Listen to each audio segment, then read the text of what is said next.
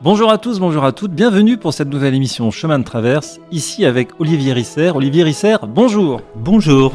Je rappelle que vous êtes écrivain, vous êtes professeur de lettres au collège Max Jacob de Josselin.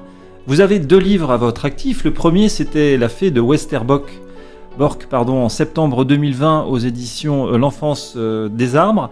Et aujourd'hui, donc, vous nous recevez, moi et l'auditeur, pour parler de votre dernier livre, Eti Illesum, un chant de vie par-delà les barbelés, paru donc en février 2022 aux éditions également L'Enfance des Arbres. Olivier Risser, que connaît-on d'Eti Illesum ? On sait simplement qu'elle est née au début du XXe siècle, qu'elle est morte à 27 ans dans un camp de concentration et qu'elle a publié son journal intime qui a été publié donc en 1981, Une vie bouleversée.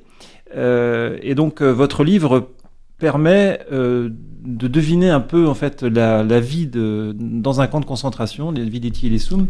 Mais la première question que je voudrais vous poser, Olivier Risser, votre ouvrage, est-ce que c'est un ouvrage sur la réflexion sur le mal, puisqu'il s'ouvre en fait assez dramatiquement par les événements de 2016 à Nice, où un camion fou fauche des dizaines de passants, et vous y étiez. Merci pour cette présentation d'Eti Illesum. Alors effectivement, on pourra en parler plus avant.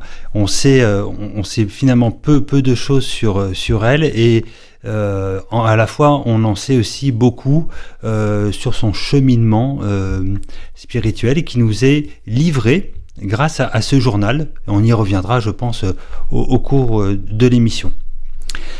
Alors, pour répondre tout à fait à votre question, ce qui m'a tenu à cœur, c'est d'écrire sur Eti Illesum et montrer en quoi son cheminement spirituel et l'exemple qui est le sien, qui est un exemple de don de soi, don de sa personne, il est inspirant pour notre temps, pour nos temps qui sont quand même un peu bouleversés, un peu sans mauvais jeu de mots.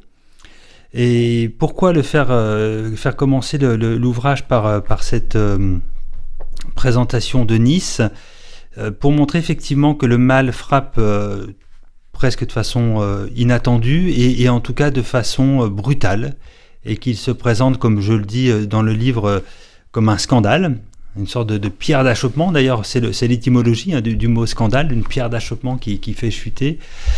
C'est vrai que j'ai réchappé par chance donc à cet attentat. J'ai voulu en parler parce que j'ai vu des choses terribles. C'est pour ça que ça ouvre c'est une petite présentation sous quelques pages, hein, ça doit faire 3-4 pages. Et en même temps, j'ai vu de belles choses qui donnent de l'espérance. Et à la fin du livre, puisque la présentation d'Eti est enchâssée dans cet épisode personnel niçois, on voit que le bien peut et doit d'ailleurs triompher. Alors, est-ce que c'est une réflexion sur la question du mal ? Il y a une amorce de réflexion. Je ne prétends pas apporter ma pierre à l'édifice sur la question du mal qui est redoutable et qui a été posée dans l'histoire de notre tradition, dans la Bible, dans la tradition, chez les penseurs, chez les philosophes. Il y a matière à débattre des heures et des heures. Mais je me suis dit, Eti Illesum, elle a à sa façon à nous dire quelque chose sur cette question du mal. Et il y a aussi une esquisse de réponse d'ailleurs à la fin de votre livre, donc un chant de vie par-delà des barbelés. Olivier Risser, Eti Illesum est votre grande sœur en humanité, écrivez-vous. Cependant, une autre figure imposante, pleinement catholique celle-là, enfin en tout cas un peu plus qu'Eti Illesum peut-être, apparaît régulièrement au fil des pages, Simone Weil. Alors c'est la philosophe. Hein. Y a-t-il des points de contact entre ces deux femmes, voire des convergences ? Peut-être une explication de la psychologie humaine par ces deux femmes, Olivier Risser ?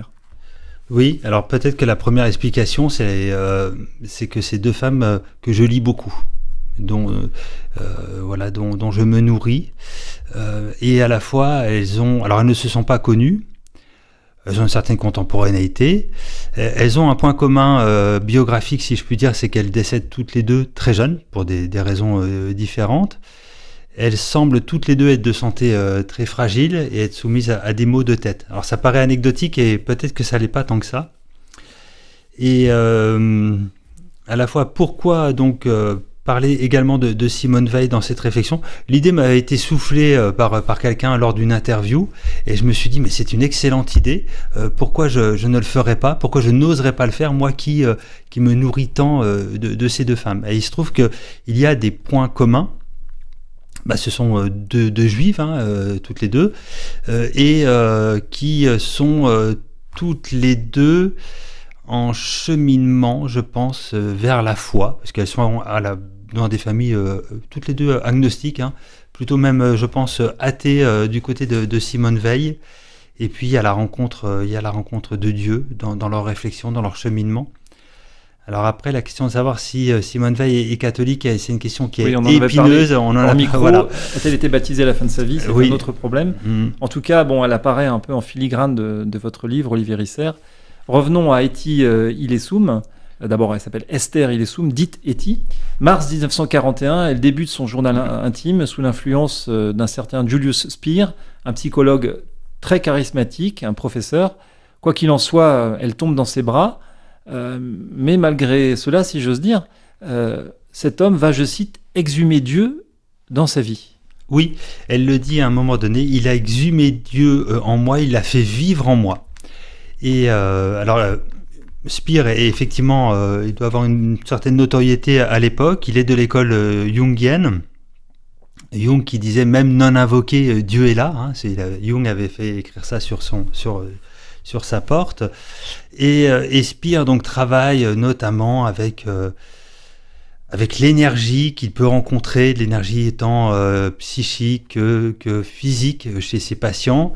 Et il lit beaucoup dans les mains aussi. Il avait chirologue, je crois. Voilà, exactement, développé une méthode qui a eu son succès visiblement.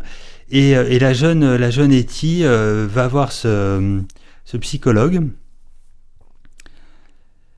Et puis, il lui dit, vous devez écrire un journal. Mais alors, écrire un journal, parce qu'effectivement, quand on parle du journal d'Etty Hillesum qui était à Westerbork, on va vite penser à tous ces journaux que l'on a lus, qui ont été écrits en Caen. Ce serait un contresens. Le journal d'Etty Hillesum n'a pas été écrit en Caen, il a été écrit dans sa chambre, chez elle, et avant qu'elle doive entrer définitivement dans le camp de transit de Westerbork. Et il lui dit, il faut écrire il faut écrire et il faut vous lire. Vous devez vous lire et relire tous les soirs. Alors elle a bien retenu le conseil, puisqu'à un moment donné, elle dit, il faut que j'écrive et que je lise, sinon je vais avoir des problèmes, parce qu'elle sent qu'il y a un dialogue qui se noue, quelque chose d'intérieur qui est en train de s'exprimer. Et c'est ça qui est beau, quand on lit le journal d'Etty, c'est qu'on voit une âme qui se révèle, en fait, j'ai presque envie de dire, j'ai écrit dans le livre, qui explicitement, voilà, c'est l'étymologie aussi de expliciter, ça se déroule tout au long de son journal. Et Speer lui dit également, écrivez et lisez. Alors qu'est-ce que Speer lui dit de lire? Il lui dit de lire les évangiles et Saint-Augustin.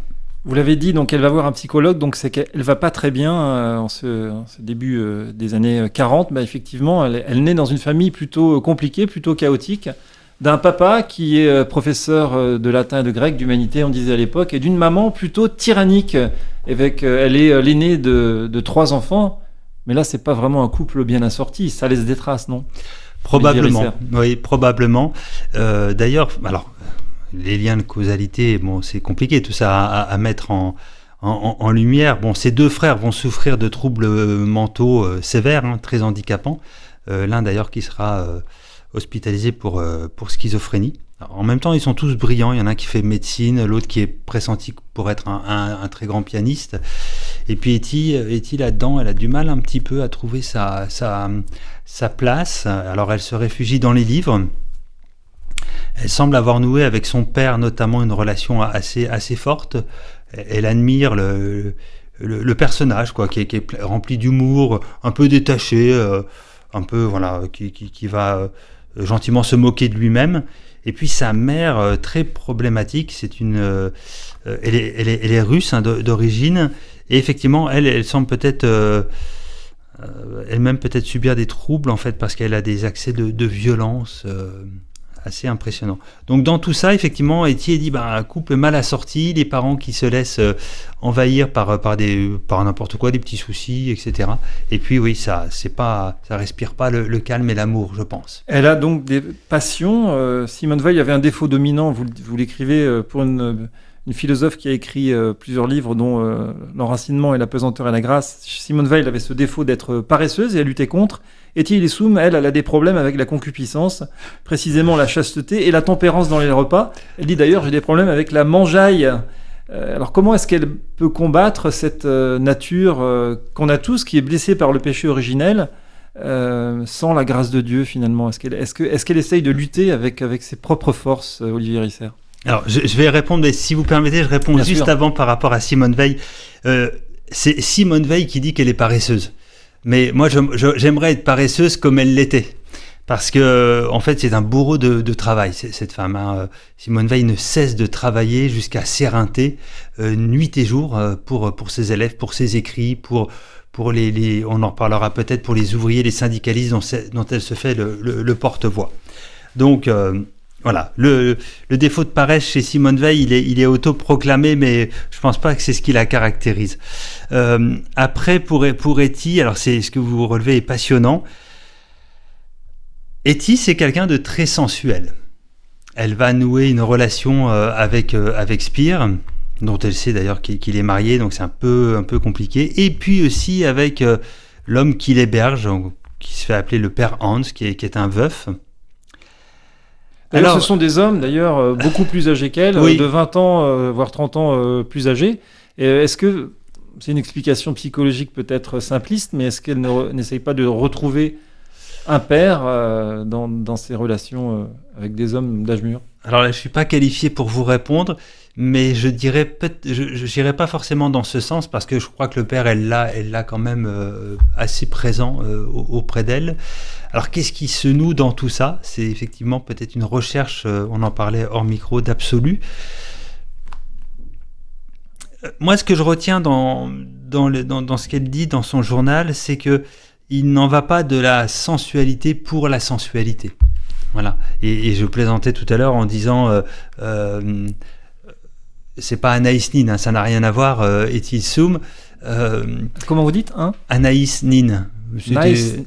Qu'est-ce que c'est? C'est une. Voilà, c'est une auteure qui a écrit quelques bouquins, qui a... Ah, Anaïs Nin. Voilà. J'avais compris, je croyais que c'était un anglicisme. Non, Anaïs Nin. Non. Excusez-moi, j'ai peut-être mal prononcé. Voilà, mais voilà, chez elle, parce que c'est aussi très touchant ce qu'elle dit sur le père Hans, effectivement. Je pense pas non plus que la relation était très suivie. Et alors, bon, c'est pas des secrets d'alcôve qu'on peut de toute façon découvrir.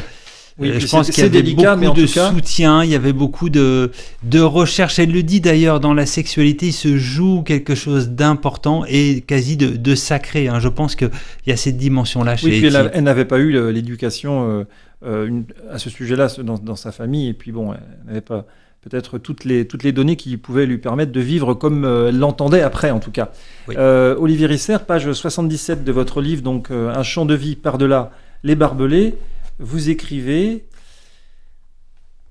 Ah oui, alors il y a vraiment des phrases très intéressantes dans ce livre, enfin dans le livre d'Etty, d'ailleurs, dont vous vous en inspirez pour votre vie, page donc 76-77, mais ne te laisse pas aller rétrospectivement à l'amertume et ne va pas dire un jour, à cette époque-là, j'aurais dû faire telle ou telle chose.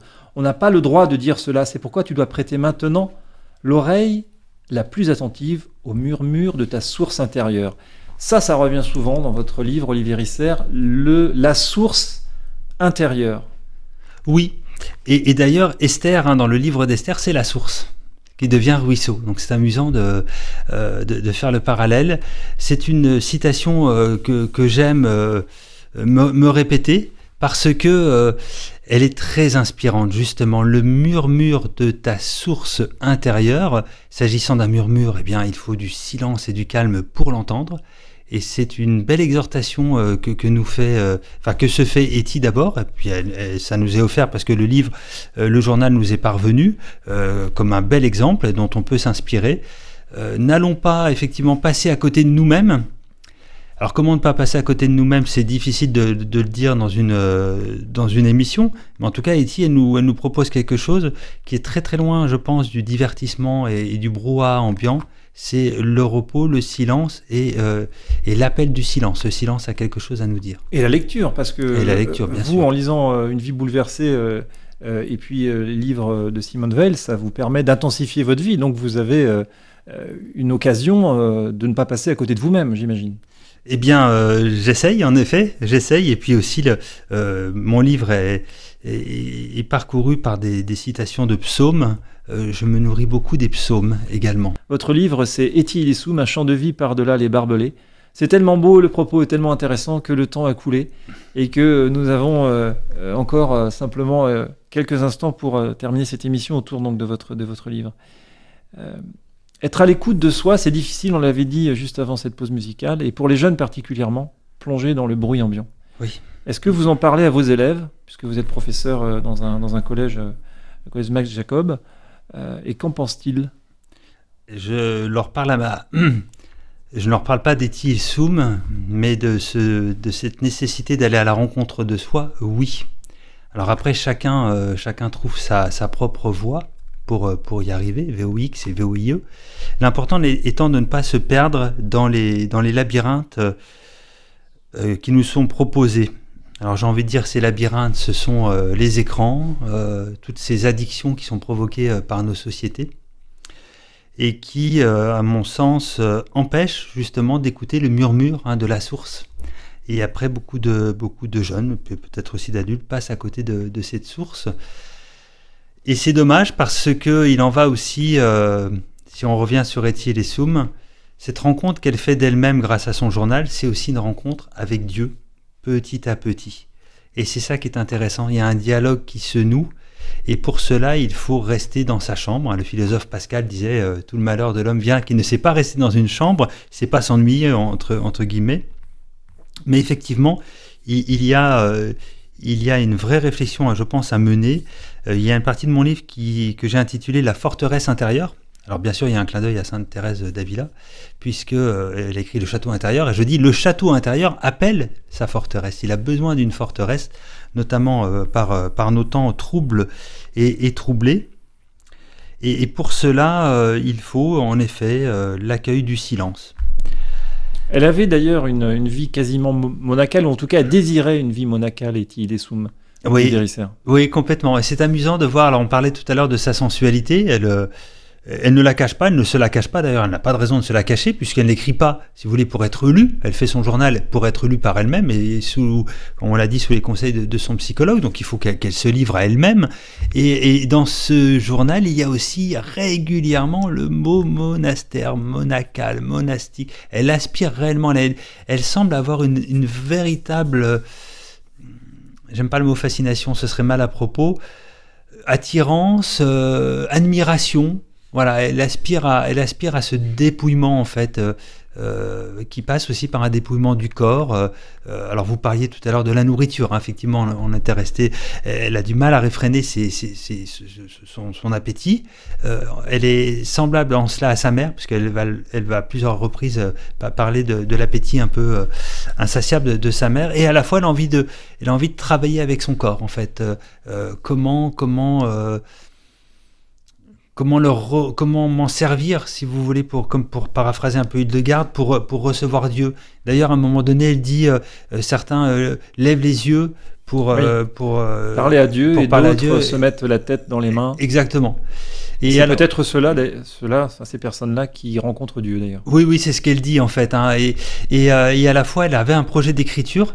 À la fin de l'ouvrage, je parle de la poétique, la poésie d'Etty Hillesum, bien que ce journal qu'on a entre nos mains par bonheur et par hasard n'était pas destiné à la publication, on y lit une langue subtile et très littéraire. Et elle désirait écrire, elle avait ce rêve d'écrire, et le titre qu'elle avait trouvé... Oui, elle disait, je veux être une artiste. Ouais, tout à fait. Et elle avait l'idée d'écrire, et le titre était « La jeune fille qui ne savait pas s'agenouiller ». Donc vous voyez, il y a également la dimension du corps dans l'agenouillement, qui est très intéressant chez Etty Hillesum. Elle est partie dans le camp de Westerbork en quelle année, Olivier Risser?